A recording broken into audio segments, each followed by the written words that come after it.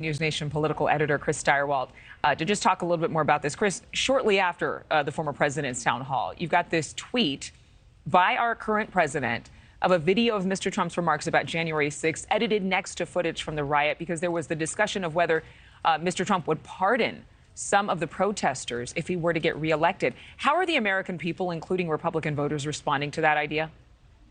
Well, luckily for most Americans, they did not watch that. And luckily for most Americans, they are not on Twitter. So good for them. Congratulations.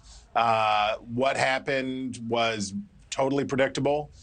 Anybody could have seen it coming. Caitlin Collins, the moderator, did the best job that she probably could have, given the terrible circumstances that she was put in, with a friendly audience cheering and laughing for Donald Trump. But that's not. But why do we talk about this? Like, why do we care about this so much? A friendly audience? Like, are we saying that the network did her dirty? Her employer did her dirty by putting her in that room and giving their assignment? Yeah, that was, well, first of all, you asked me. But second of all, yeah, that was a terrible situation that her employer put her in, and that was a bad idea for CNN to do. That was a mistake. And the reason it was a mistake was Donald Trump is not fact-checkable in real time because he doesn't acknowledge the concept of fact-checking. And every time Collins would go in to say, well, but you didn't say that and that's not true, what did he say? You're a nasty woman, you whatever. And the people in the hall liked it. So what you got out of that exchange was more of the same.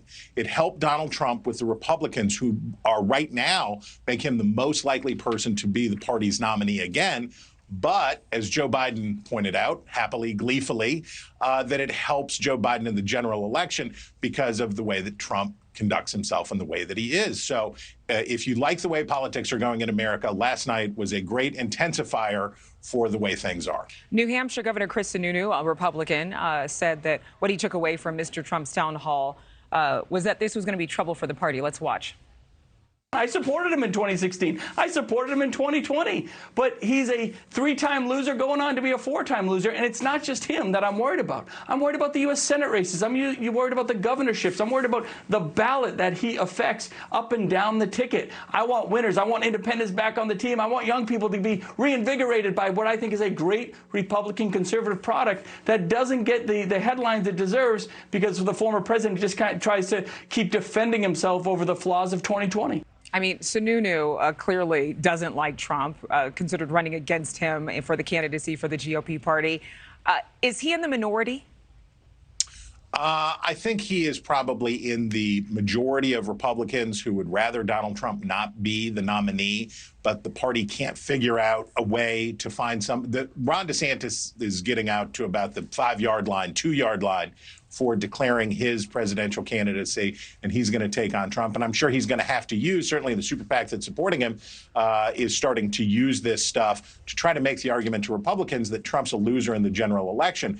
But look, we saw the results in 2018. We saw the results in 20. We saw the results in 22. And Trump says to his supporters, who cares? Don't listen to guys like Chris Sununu from the old Republican Party. You've got to just triple, quadruple, septuple down on Donald Trump. And that's the way to go through this is Trump, Trump, and more Trump. But you think that for sure DeSantis is going to run?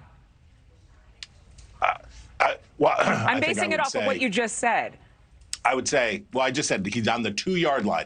It would be very surprising to everyone in American political life if at this point Ron DeSantis did not declare a run for president. Thank you for watching. Go to newsnationnow.com to find NewsNation on your television provider. And don't forget to click the red subscribe button below to get more of NewsNation's fact-driven, unbiased coverage.